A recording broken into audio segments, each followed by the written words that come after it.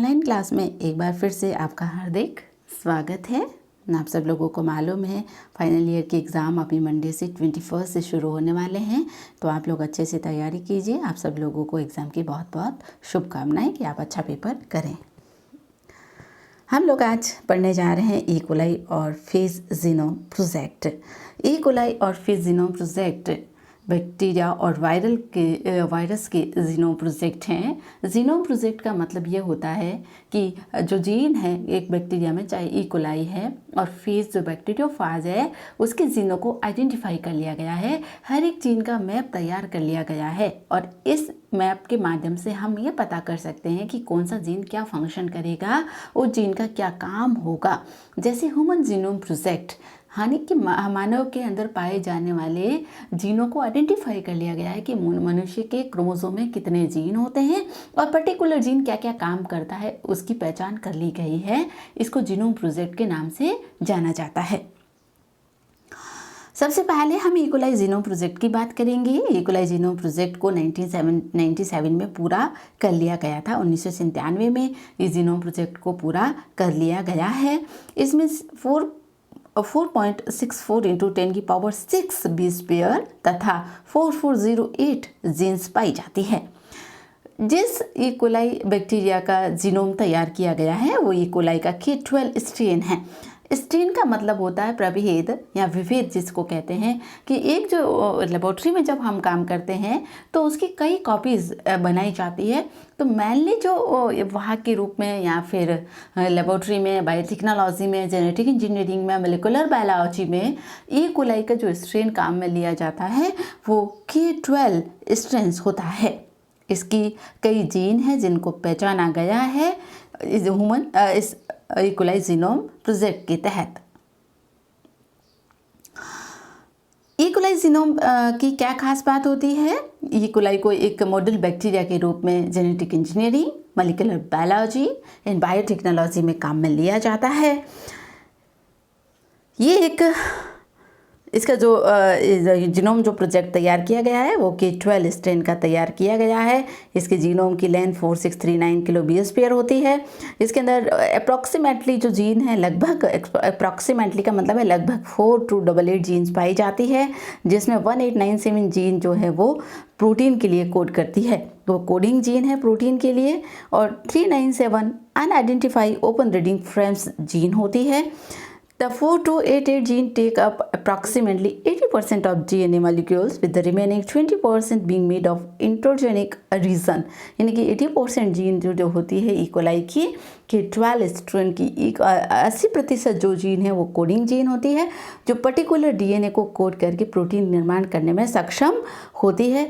20% gene है वो intergenic reason होता है, वो कोडिंग, उसका कोडिंग का अभी तक कुछ पता नहीं है। आपको मालूम होना चाहिए कि जब हम प्रोकैरियोटिक जीवों की बात करते हैं तो इंट्रोन और एक्सोन जैसी चीज़ों की कोई बात नहीं करते हैं। जब हम यूकैरियोटिक की बात करते हैं, यूकैरियोटिक जीवों की हम बात करते हैं, तो हम कहते हैं कि यूकैरियोटिक जीवों का डीएनए जो है वो दो तरह की जीनों से मिलकर बना हुआ है, एक्सोन और इंट्रॉन्स। लेकिन प्रोकैरियोट में जो इंट्रॉन्स जीन्स होती है, जो इनएक्टिव जीन्स होती है, बहुत कम होती है। यूकैरियोट में इनएक्टिव जीनों की संख्या बहुत ज़्यादा पाई जाती है। ई कोलाई स्ट्रेन्स में कई तरह के जीनों को ई कोलाई जीनोम प्रोजेक्ट के तहत आइडेंटिफाई किया गया है। उसमें जो जीन जो ओरिजिन ऑफ रेप्लिकेशन, जहाँ से रेप्लिकेशन की शुरुआत होगी, उसको ओरिसी जीन कहते हैं। उसी तरह से रेप्लिकेशन, ट्रांसक्रिप्शन, ट्रांसलेशन, एंटीबायोटिक को कोड करने वाले जीन, रेप्लिकेशन को टर्मिनेट करने वाले gene, anti terminator gene, anti receptor gene, anti repressor gene, कई तरह के जीनों को आइडेंटिफाई कर लिया गया है ई कोलाई के 12 स्ट्रेन में। तो ये पूरा जीनोम प्रोजेक्ट है जहाँ ये इंपॉर्टेंट जीनों को दर्शाया गया है। ये जीन जो है ई कोलाई में पाई जाती है, जो अलग अलग तरह के कार्यों को संपादित करने में सक्षम होती है, चाहे वो रेप्लिकेशन हो, चाहे वो ट्रांसक्रिप्शन हो, चाहे वो ट्रांसलेशन हो, या फिर वो एंटी टर्मिनेशन हो या एंटी रिप्रेसर, वो कोई भी काम करने में ये जीन सक्षम होती है। ये कैसे होता है, हम वायरल जीनोम प्रोजेक्ट में अच्छी तरह से इसको समझेंगे। फेज जीनोम, फेज क्या है? फेज पार्टिकल एक तरह के वायरस हैं जो बैक्टीरियल सेल को इन्फेक्शन करते हैं, यानी कि ऐसे वायरस जो जीवाणु कोशिका को संक्रमित करके जीवाणु कोशिका को नष्ट कर देते हैं, उन्हें जीवाणुभोजी बैक्टीरियोफाज कहा जाता है, या जीवाणुभोजी या बैक्टीरियोफाज कहते हैं। फाज एक ग्रीक शब्द है अफेगस से, जिसका अर्थ होता है दूसरों का भक्षण करना, यानी कि ये फेज पार्टिकल जब किसी भी बैक्टीरियल सेल में एंट्री करेंगे तो उस बैक्टीरियल सेल को डाइजेस्ट करके, उस बैक्टीरियल सेल को लाइसिस करके उसको नष्ट कर देते हैं, उसका भक्षण करके उस सेल को ख़त्म कर देते हैं, जिन्हें हम बैक्टीरियोफाज कहते हैं। बैक्टीरियोफाज की खोज फ्रेडरिक ट्वार्ट और फेलिक्स डी हैले ने 1915 और 1917 में की है। कई तरह के जीवाणुभोजी पाए जाते हैं। ये जीवाणुभोजी अलग अलग बैक्टीरियल सेल को इन्फेक्टेड करते हैं। बैक्टीरियो जो फेज होता है, उस बैक्टीरियोफाज का जो डीएनए है वो डबल स्ट्रैंड हो सकता है या सिंगल स्ट्रैंड डीएनए हो सकता है। डीएनए की मौजूदगी के आधार पर ब्रैडले ने बैक्टीरियोफाज को एफ ग्रुप तक क्लासिफाई किया है। ग्रुप ए में टेविन को रखा गया है, जिसमें nucleic acid double strand DNA होता है। बी में T1 और T2 फाज को रखा गया है, इसका भी न्यूक्लिक अम्ल डीएनए है। सी में T3 T7 को रखा गया है, यहाँ भी न्यूक्लिक अम्ल डबल स्ट्रैंड डीएनए होता है। डी में 5174 बहुत कॉमन एग्जाम्पल है, कई कॉम्पिटिटिव एग्जामों में प्रश्न पूछते हैं 5174 में किस प्रकार का डीएनए पाया जाता है। 174 में सिंगल स्ट्रैंड डीएनए पाया जाता है। यहाँ प्रश्न ऐसे पूछेंगे सिंगल स्ट्रैंड डीएनए निम्न में से किस में पाया जाता है, तो कॉमन एग्जाम्पल है 5174 बैक्टीरियोफाज। F2E ग्रुप में F2 को रखा गया है, इसमें भी सिंगल स्ट्रैंड डीएनए होता है। और F में F1 को रखा गया है, इसमें भी सिंगल स्ट्रैंड डीएनए पाया जाता है। ये ब्रेडले का क्लासिफिकेशन है बैक्टीरियोफाज को लेकर। अलग अलग बैक्टीरियोफाज अलग अलग जीवाणु कोशिका को संक्रमित करते हैं। उसमें किस तरह के डीएनए मॉलिक्यूल्स होते हैं, वो सिंगल स्ट्रैंड डीएनए मॉलिक्यूल्स हैं या डबल स्ट्रैंड डीएनए मॉलिक्यूल्स हैं, इसके आधार पर इसका क्लासिफिकेशन किया गया है। अगर हम एक फीस की संरचना देखें तो ये फीस की संरचना टेडपोल लार्वा के समान होती है। जो आपका मेढक का टेडपोल लार्वा आपने पढ़ा होगा, दिखने में उस टेडपोल लार्वा की तरह आपको दिखाई देगा। इसके हेड और टेल, इसका मेजर पोर्शन जो है वो हेड और टेल से मिलकर बना हुआ होता है। हेड जो आप देख रहे हैं ये प्रोटीन, हेड के चारों तरफ प्रोटीन का यूनिट होती है जिनको कैप्सिड कहते हैं। कैप्सिड में प्रोटीन की प्रत्येक इकाई को हम कैप्सोमियर कहते हैं, यानी कैप्सिड में प्रोटीन की जो प्रत्येक इकाई होगी वो प्रत्येक इकाई क्या कहलाएगी, कैप्सिड। कैप्सिड की प्रत्येक इकाई को हम कैप्सोमियर कहते हैं। ये भी बहुत इंपॉर्टेंट चीज़ है, कई कॉम्पिटिटिव एग्जामों में पूछी जाती है। कैप्सोमियर क्या है? कैप्सोमियर क्या है? प्रोटीन की प्रत्येक इकाई जो कैप्सिड जिनसे मिलकर बना होगा उसको हम कैप्सोमियर कहते हैं। इसके अंदर डीएनए मौजूद होता है। हेड में डीएनए जो प्रोटीन कोर से कवर रहता है, यहाँ पर डीएनए मौजूद है। ये डीएनए जो होगा वो क्या बना होगा, सिंगल स्ट्रैंड या फिर डबल स्ट्रैंड हो सकता है। ये डीएनए पार्टिकल्स मौजूद होता है।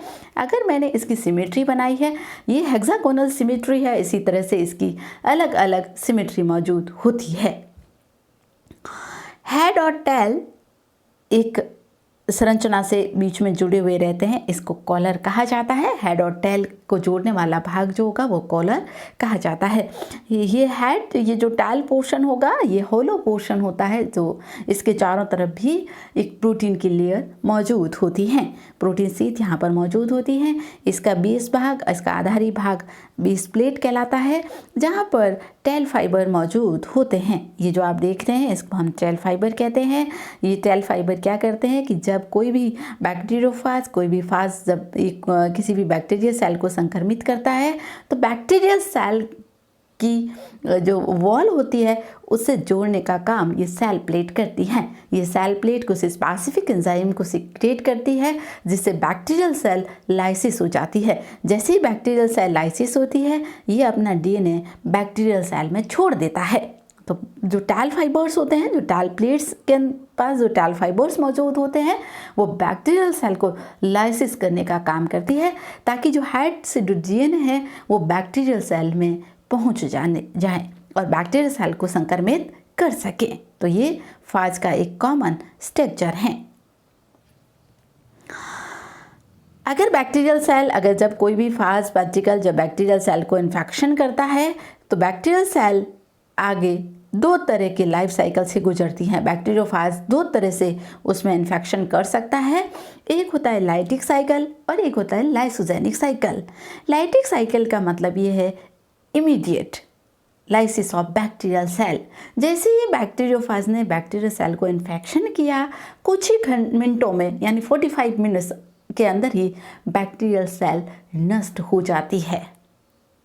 अचानक यानी इमीडिएट होने वाली घटना है, उसको हम लाइटिक साइकिल कहेंगे। लाइसोजेनिक साइकिल का मतलब ये है कि सेल के अंदर बैक्टीरिया का जो प्रोटीन है वो बैक्टीरियोफाज में चला गया है, लेकिन वो बैक्टीरिया के डीएनए के साथ जुड़कर एक प्रोफाज स्टेज बना देता है, जिसे पीढ़ी दर पीढ़ी ये प्रोफाज स्टेज बनी रहती है।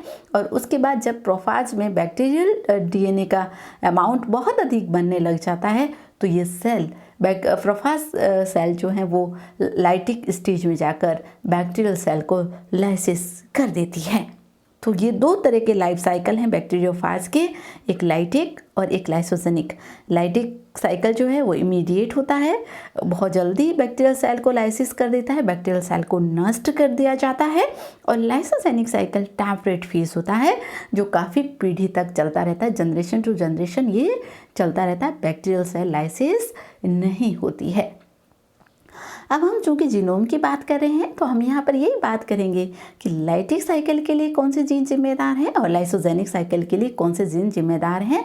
ये पूरे जीनोम प्रोजेक्ट को जब बैक्टीरियोफाज का जो जीनोम प्रोजेक्ट तैयार किया गया है उसमें इन सब जीनों की बात की गई है। इस तरह से ये लाइटिक साइकिल और लाइसोजेनिक साइकिल को मैंने दिखाया है। वैसे आप लोग फर्स्ट ईयर में इसको अच्छी तरह से पढ़ चुके होंगे, ऐसी मुझे उम्मीद है। और यहाँ पर जो लाइटिक साइकिल है कि जब बैक्टीरियल सेल इसको इन्फेक्ट करती है तो बैक्टीरियोफाज क्या करता है, अपना डीएनए बैक्टीरियल सेल में छोड़ देता है। अब बैक्टीरियल सेल जो है वो बैक्टीरियोफाज दो तरह का साइकिल यहाँ अपना सकता है, एक लाइटिक और एक लाइसोजेनिक। अगर लाइटिक साइकिल वो अपनाता है तो वो बहुत कम समय में नए फेस पार्टिकल का निर्माण करेगा और बैक्टीरियल सेल को लाइसिस कर देगा। लाइसिस का मतलब होता है तोड़ना, नष्ट करना, और अपने पार्टिकल्स को बाहर की ओर मुक्त कर लेगा। अगर बैक्टीरियल सेल लाइसोजेनिक स्टेज में चली जाती है तो यहाँ पर ये प्रोफाज बनेगा। आप देख रहे हैं रेड कलर का जो पिंक कलर का प्रोफाज का डीएनए वो किसके साथ जुड़ गया है, बैक्टीरियल डीएनए के साथ यहाँ पर जुड़ गया है। इसको हम प्रोफाज कहते हैं। ये प्रोफाज पीढ़ी दर पीढ़ी बनी रहती है। जब इसमें बहुत अधिक मात्रा में फाज का डीएनए बनने लग जाता है तो ये वापस से लाइटिक स्टेज में आ जाती है, यानी कि बैक्टीरियल जो डीएनए था वो फाज का जो डीएनए है वो बैक्टीरियल डीएनए से अलग हो जाता है और ये सेल पुनः लाइटिक स्टेज में आकर अपने नए पार्टिकल्स बनाएगी और बैक्टीरियल सेल को लाइसिस करके नए पार्टिकल्स को बाहर की ओर मुक्त करके नए साइकिल शुरू करती है। तो इस तरह से इसमें लाइटिक और लाइसोजेनिक साइकिल चलते हैं दो बैक्टीरियोफाज के लाइफ साइकिल में। अब इस लाइटिक और लाइसोजेनिक साइकिल को करने के लिए कौन से जीन जिम्मेदार होते हैं, आप बहुत ध्यान से पढ़िएगा। 3 जीनों की हम बात करेंगे, immediate early gene, delay early gene और तीसरा जीन जो होगा वो है late gene. Immediate early gene में हम 2 जीन की बात करेंगे, CRO जीन और N जीन होते हैं। ये N जीन जो होगा एंटी रिप्रेसर जीन और एंटी टर्मिनेशन जीन की तरह काम करता है। अब ये जो जीन है कैसे काम करता है मैं आप लोगों को समझाती हूँ, आपको ध्यान से समझिएगा इस प्रक्रिया को ताकि आप अच्छे से इस चीज़ को समझ सकें। अब क्या होगा, मान लें ये बैक्टीरियल जीनोम है। अब बैक्टीरियल जीनोम में बैक्टीरियोफाज ने अपना डीएनए एंटर किया है। आपको मालूम होना चाहिए कि जब कभी भी बैक्टीरियल सेल में बैक्टीरियोफाज अपना जीनोम डालता है तो वो बैक्टीरियल डीएनए को हैक्ड कर लेता है, उसको हाईजैक कर लेगा, यानी कि उनके फंक्शनों को कंट्रोल कर लेगा और वायरस जैसा बॉडी में चाहेगा वैसा होता है। जब ये इसमें एंटर करता है तो यह 2 तरह के जीन काम करते हैं, एक N जीन और एक CRO जीन। इन जीन के लिए ऑपरेटर और रिप्रेसर होते हैं, पी और ओ, पी और ओ। जब CRO जीन का ऑपरेटर एक्टिवेट होता है, जब CRO जीन का ऑपरेटर एक्टिवेट होगा तो बहुत अधिक मात्रा में CRO प्रोटीन बनेंगे। ठीक है, तो ये CRO प्रोटीन से cRNA का mRNA बनेगा। लेकिन चूंकि यहाँ पर N जो बन रहा है ये एंटी टर्मिनेटर हैं, ये एंटी टर्मिनेटर हैं। एंटी टर्मिनेटर का मतलब ये होगा कि यह एप्लीकेशन को रोकता नहीं है, कंटिन्यू होता है। दूसरी बात, जो CRO होगा वो राइट में DNA को कोड करेगा, N जो होगा वो लेफ्ट में DNA को बनाएगा। अब क्या होगा कि N जो है वो टर्मिनेशन नहीं करेगा, N टर्मिनेशन नहीं होने देगा, तो लगातार नया प्रोटीन यहाँ पर बनता जाएगा, नया mRNA यहाँ पर बनता जाएगा। CRO में भी यही होगा कि जब ज़्यादा CRO बन जाएंगे तो ये एंटी टर्मिनेटर की तरह यहाँ पर काम करेंगे और नए प्रोटीन को बनाएंगे। अब यहाँ पर जो नया प्रोटीन बनेगा अगला वो है C सेकेंड, और उसके बाद C सेकेंड बनने के बाद आगे और टर्मिनेशन जारी रहेगा और यहाँ पर बनेगा Q प्रोटीन। Q प्रोटीन भी एक एंटी टर्मिनेशन प्रोटीन होता है। अब ये आगे क्या करेगा, हमने अभी पीछे जीन की बात की थी, वो जो जीन मिडल जीन और लेट जीन है, मिडल जीन और लेट जीन को यहाँ पर एक्सप्रेस करेगा। और मिडल जीन और लेट जीन जब एक्सप्रेस हो जाएंगे तो ये फेज पार्टिकल जो बैक्टीरियल DNA है, उस बैक्टीरियल DNA के साथ, जो बैक्टीरियल DNA है उस बैक्टीरियल DNA के साथ फेज DNA को जोड़ने का काम करते हैं। ये एक सारा घटनाक्रम लाइसोजेनिक साइकिल के दौरान हो रहा है। ये लाइसोजेनिक साइकिल यहाँ पर हो रहा है, यानी कि क्या हुआ है यहाँ पर लाइसोजेनिक साइकिल में दो तरह की जीन यहाँ पर अर्ली जीन एक्टिवेट होती है, एक एन जीन और एक क्रोजीन। क्रोजीन जब एक्टिवेट होती है तो क्रो प्रोटीन्स बनते हैं, ये आगे और एक्टिवेट होती है तो C सेकेंड प्रोटीन बनता है, और आगे एक्टिवेट होती है तो Q प्रोटीन बनता है। Q प्रोटीन एंटी टर्मिनेटर होता है जो लाइटिक साइकिल को रोक देता है, लाइटिक साइकिल को होने नहीं देता है, सेल लाइसोजेनिक साइकिल की ओर बढ़ जाती है, प्रोफाज स्टेज बनती है। अब यहाँ पर यह एन जीन है, ये एन जीन एक्टिवेटेड होकर INT और XIS जीन का निर्माण करेगा। INT जो जीन बनता है ये बैक्टीरियल की प्रोफाज स्टेज बनाने में सक्षम है, और XI जीन प्रोफाज स्टेज के दौरान जो बैक्टीरियल, ये जीन जो बाहर निकल रहा है ना, यहाँ पर पीछे मैंने आप लोगों को फोटोग्राफ्स डायग्राम में हमने देखा, इधर देखिए डायग्राम में कि XI और इन दोनों जीनों का क्या काम है।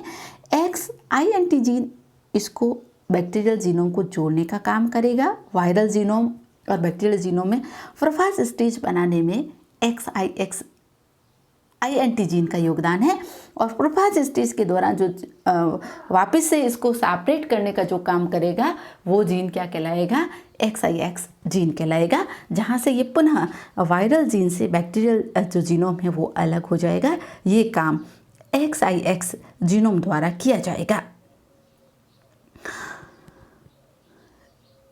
अब क्या होगा कि यहाँ पर जो XI जीन यहाँ पर बन गया, INS जीन बन गया, अब Q यहाँ प्रोटीन बन गया, अब सेल लाइसोजेनिक की ओर जाएगा। ये पीढ़ी दर पीढ़ी प्रोफाज स्टेज यहाँ पर बनी हुई रहेगी। अगर एक और कंडीशन की हम बात करें, अगली कंडीशन की, तो जो प्रोफाज स्टेज की बात की हम बात करें, ये बैक्टीरियल जीनोम है, यहाँ पर ये जो जीन होंगे ये प्रोफाज ये जो है, ये जो जीन है एन जीन और CRO जीन, ये जीन होते हैं लाइसोजेनिक, ये जीन होंगे, ये जीन जो होगा वो क्या होगा, यहाँ पर क्रोजीन जो होगा वो लाइसोजेनिक साइकिल के लिए यहाँ पर यहाँ होगा। अब यहाँ क्रोजीन क्या करेगा, क्रोजीन जो होगा वो C1 प्रोटीन, जो C1 प्रोटीन्स हैं, C1 प्रोटीन जो बना है उस प्रोटीन को एक्टिवेट कर देगा। C1 प्रोटीन जो होगा, C1 प्रोटीन जो है ये प्रोटीन लाइटिक साइकिल को रोक सकता है। क्रो प्रोटीन लाइटिक साइकिल के लिए बढ़ाता है, जैसी सेल जाती है इमीडिएट ये काम करता है और सेल को लाइसोजेनिक होने से रोक देता है। लेकिन C1 जो प्रोटीन होगी वो क्या करेगी, C1 प्रोटीन और यहाँ पर बनी है C2 प्रोटीन, 2 प्रोटीन और बनती है C1 और C2। तो C1 जो प्रोटीन होती है वो खुद यहाँ पर C2 प्रोटीन, C1 और C3 3 प्रोटीन यहाँ पर हम बात कर लेते हैं, C1, C2 और C3, इस तरह से ये 2 है ये 1 है। C1 प्रोटीन होता है ये अनस्टेबल होता है, सॉरी C2 प्रोटीन जो होगा वो अनस्टेबल प्रोटीन होता है और C3 की वजह से इसमें स्टेबिलिटी आती है। C1 प्रोटीन क्या होगा, C1 जो प्रोटीन होगा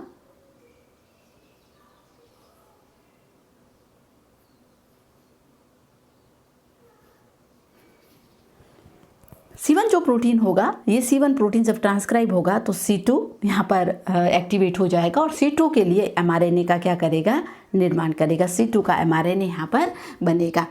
अब जो C2 का mRNA यहाँ पर बनता है तो ये लैम्डा रिप्रेशर की तरह काम करता है। लैम्डा रिप्रेशर भी इसको हम लोग C2 को कहेंगे। लैम्डा रिप्रेशर इसको इसलिए कहा जाता है क्योंकि ये दूसरे जीनों को तो क्या करता है, रिप्रेशर करता है, लेकिन खुद के जीन को ज़्यादा एक्टिवेट करके ये आगे की तरफ नया साइकिल चलाता रहता है और आगे जीन जो है उसको आगे रेप्लिकेटेड होने के लिए मजबूर करता है, रेप्लिकेटेड वो जीन हो जाते हैं। तो ये जब C1 जब एक्टिवेट हो जाता है तो ये क्रो की जो CRO जीन होता है उसकी एक्टिविटी को रोक देता है। जब उसकी एक्टिविटी को रोक देता है तो लाइटिक साइकिल नहीं होगा। अगर CRO जीन एक्टिवेट है तो लाइटिक साइकिल होगा। CRO जीन की एक्टिविटी को C1 एंजाइम द्वारा रोक दिया जाता है, C1 प्रोटीन C1 जीन द्वारा रोक दिया जाता है, तो सेल लाइसोजेनिक साइकिल की ओर जाएगी और वो लाइटिक साइकिल नहीं होगा वहाँ पर। अब यहाँ देखिए आप लोग, जो C1 इमीडिएट जीन होते हैं, अब ये इमीडिएट जीन है CRONO जीन, ये एंटी रिप्रेशर, ये C1 जीन को अवरुद्ध करना होता है। क्रोजिन C1 जीन को अवरुद्ध कर देता है। जब C1 जीन को अवरुद्ध कर दिया जाएगा तो लाइटिक साइकिल होगा। C1 जीन जो है वो अवरुद्ध नहीं होगा। C1 जो है वो लाइटिक साइकिल को रोक देता है और क्रोजीन जब एक्टिवेट होगा तो लाइटिक साइकिल होगा। C1 जब एक्टिवेटेड होगा तो क्या होगा, लाइसोजेनिक साइकिल होगा। डिले जीन में C1 और C3 मैंने आप लोगों को बता ही दिया कि C2 जो होगा है वो ट्रांसक्रिप्शन को आगे क्या करता है, C2 आगे C2 जो होगा वो अनस्टेबल है और वो C3 की वजह से ही स्टेबल रहता है। C1 जो होगा वो सभी जीनों के लिए रिप्रेशर है, लेकिन खुद के लिए वो क्या है, एक्टिवेटर होता है। अब C3 जीन है वो आगे INT जीन को बनाता है। INT जीन जो होगा वो यहाँ पर लाइटिक साइकिल में जो लाइसोजेनिक साइकिल में जो प्रोफाज स्टेज बनी है, प्रोफाज स्टेज में जो बैक्टीरियोफाज का DNA बैक्टीरिया के साथ जुड़ा हुआ है उसको उससे अलग करने का काम करेगा। लेट जीन होंगे, ये हेड में पाए जाएंगे 10 जीन, 11 टेल में होते हैं और 2 लाइसिसिक जीन पाई जाती है जो हेड, टेल और पूरा जो फेस पार्टिकल्स होते हैं उन फेस पार्टिकल को बनाने का काम इन जीनों द्वारा किया जाता है। तो इमीडिएट जीन है क्रोजीन जो है, एंटी रिप्रेशर जीन होता है। ये जब C1 द्वारा जब C1 क्रोजीन द्वारा जब C1 जब क्रोजीन को कंट्रोल कर लेता है तो लाइसोजेनिक साइकिल होती है और क्रोजीन जब एक्टिवेट होगा और एंजीन जब एक्टिवेट होगा तो लाइसी साइकिल हो जाती है। डिले जीन में C2 और C3 हैं। उसके अलावा लेट जीन में 10 हेड जीन, 11 टेल जीन और 2 लाइसिक जीन होते हैं। इस तरह से ये मैंने अभी आपको ये साइकिल समझा ही दिया था।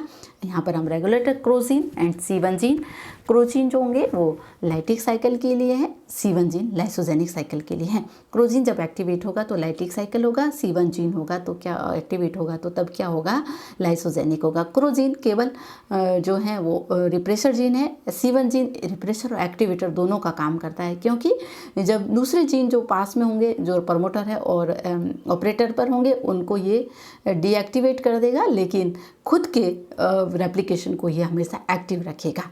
N और Q एंटी टर्मिनेटर दोनों जीन, मैंने अभी N और Q की बात की थी, तो N और Q दोनों एंटी टर्मिनेटर जीन होते हैं। ये क्या करते हैं, ये रेप्लिकेशन जब हो रहा है फेस पार्टिकल का, उस रेप्लिकेशन को कंटिन्यू रखते हैं, उसको स्टॉप होने नहीं देते हैं, उसके टर्मिनेशन को रोक देते हैं। C2 और C3 भी एक तरह से एक्टिवेटर प्रोटीन्स होते हैं, ये एंटी टर्मिनेटर की तरह काम करते हैं। XIX प्रोटीन और INT प्रोटीन, XIX प्रोटीन क्या करेगा, प्रोफाज स्टेज के अंदर जो डीएनए बना है उसको बाहर निकालने का काम करता है, आईएनटी उसको जोड़ने का काम भी करता है, और आईएनटी में दोनों काम होते हैं, वो उसको जोड़ेगा भी और उसको निकालने का यानी डीएनए से हटाने का काम भी करता है। ओ और पी ये एक तरह से रेप्लिकेशन की साइट है, ऑपरेटर और प्रमोटर स्थल जहाँ से पॉलीमरेज एंजाइम आकर जुड़ेगा और फास्ट पार्टिकल्स यहाँ से बनना शुरू होंगे।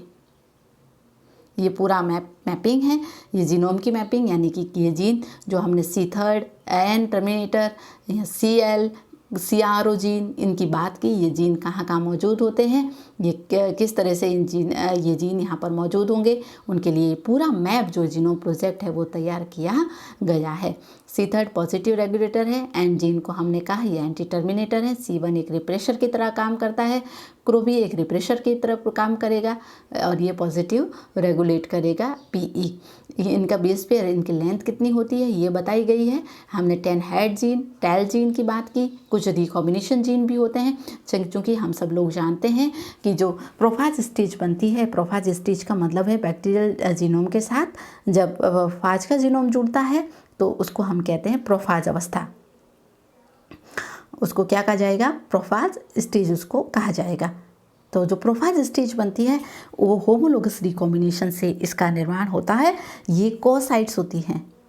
इसको जब बैक्टीरियल जीनोम के साथ वायरल का जीनोम जब जुड़ता है तो दो कॉम्बिनेशन हो रहे हैं, यहाँ पर रिकॉम्बिनेशन हो रहा है और ये जो साइट जहाँ से जुड़ता है वो साइट कॉस साइट कहलाती है। तो ये जो रिकॉम्बिनेशन के लिए जो जीन होते हैं वो A entity, I entity, XIX, alpha beta delta gene होते हैं। तो ये कोसाइट का निर्माण करते हैं। ये होमोलोगस रिकॉम्बिनेशन द्वारा प्रोफाज स्टेज का यहाँ पर निर्माण होता है। उसी तरह से रेप्लिकेशन को रेगुलेट करने वाले जीन भी पाए जाते हैं। तो ये सब जीनों का कहाँ कहाँ ये फाज में ये मौजूद होते हैं, ये इनका मैप तैयार किया जाता है। यहाँ N जीन, यहाँ C सेकेंड फर्स्ट जीन, यहाँ क्रो जीन, यहाँ C सेकेंड जीन होते हैं, ये PQRS जीन होते हैं जो रेप्लिकेशन के लिए जिम्मेदार होते हैं। ये Q एंटी टर्मिनेशन जीन यहाँ पर मौजूद होता है, ये हेड जीन यहाँ मौजूद होते हैं। इसी तरह से ये टेल जीन यहाँ पर मौजूद होते हैं और ये यहाँ रिकॉम्बिनेशन के जीन पाए जाते हैं। तो ये पूरा फेज का मैप बताया गया है कि कौन कौन से जीन कहाँ कहाँ मौजूद होते हैं और इन जीनों का प्रोफाज के लिए क्या क्या योगदान होता है। तो आप अच्छे से इसको पढ़िए, वीडियो को, बुक में इसको अच्छे से देखिए। बुक में बहुत कम डिटेल दिया हुआ है तो मैंने पढ़ाने की कोशिश की है कि किस तरह से ये जीन यहाँ पर काम करते हैं। N जीन और CRO gene early activator gene है। जब ये जीन एक्टिवेट हो जाते हैं, CRO रिप्रेशर की काम करता है तो ये लाइटिक साइकिल होगा। लेकिन जब CRO आगे एंटी टर्मिनेटर जब CRO के फंक्शन को स्टॉप नहीं होने देता है तो C1 प्रोटीन बनती है। C1 प्रोटीन CRO प्रोटीन के लिए एक रिप्रेशर की तरह काम करती है, तो वो लाइटिक साइकिल को नहीं होने देती है। तो लैम्डा जो है वो क्या चला जाएगा? लाइसोजेनिक में चला जाएगा। तो हम सब लोग जानते हैं कि C1 तो बनना ही बनना है, लेकिन फिर भी ये लाइटिक साइकिल है वो होता है। तो उसका कारण ये है कि रैक प्रोटीन बनेगा, रिकॉम्बिनेशन प्रोटीन बनता है। ये रिकॉम्बिनेशन प्रोटीन कई बार जब DNA को रिपेयरिंग करती है तो C1 प्रोटीन को रिमूव कर देता है। जब C1 प्रोटीन रिमूव हो जाएगा तो केवल CRO प्रोटीन बचता है। जब CRO प्रोटीन बचेगा तो लाइटिक साइकिल होगा और जब C1 प्रोटीन एक्टिवेट हो जाएगा तो लाइसोजेनिक साइकिल जाएगा, प्रोफाज स्टेज बनेगी। जब बहुत अधिक मात्रा में वायरल DNA अंदर बनने लग जाते हैं तो वापस से INT जीन आएगा और उसको वहाँ से रिमूव कर देगा, बैक्टीरियल जीनोम से प्रोफाज जीनोम को अलग कर देता है और नए फेज पार्टिकल बनते हैं और लाइटिक साइकिल शुरू होकर बैक्टीरियल सेल को लाइसिस करके बैक्टीरियोफाज बाहर की ओर मुक्त होकर नया एक साइकिल शुरू करेंगे। तो फेज कुल मिलाकर कहने के मतलब ये है, इस पूरे ओवरव्यू में अगर हम लोग देखें तो ये है कि अब तक इतने सारे जीनोम जो बैक्टीरियोफाज में पाए जाते हैं उन सब जीनों को आइडेंटिफाई करके उसका एक मैप तैयार कर लिया गया है। इसको ही हम बैक्टीरियल जीनोम प्रोजेक्ट के नाम से जानते हैं, जिसमें हर एक जीन का काम हमें मालूम है कि कौन सा जीन कब एक्टिवेट होगा और जब एक्टिवेट होगा तो वो क्या काम करेगा और किस तरह से ये अपने काम को संपादित करते हैं। ये सब चीज़ें हमें ज्ञात हो चुकी है। हमें पता है इस जीन का कितना साइज़ है, ये कब एक्टिवेट होगा, कब डीएक्टिवेट होगा, ये सब चीज़ें पता होती है। इसको हम फेज मैप के नाम से जानते हैं, जीनोम प्रोजेक्ट के नाम से जानते हैं। आप लोग अच्छे से पढ़िए और इस टॉपिक को समझने की कोशिश कीजिए। Thank you.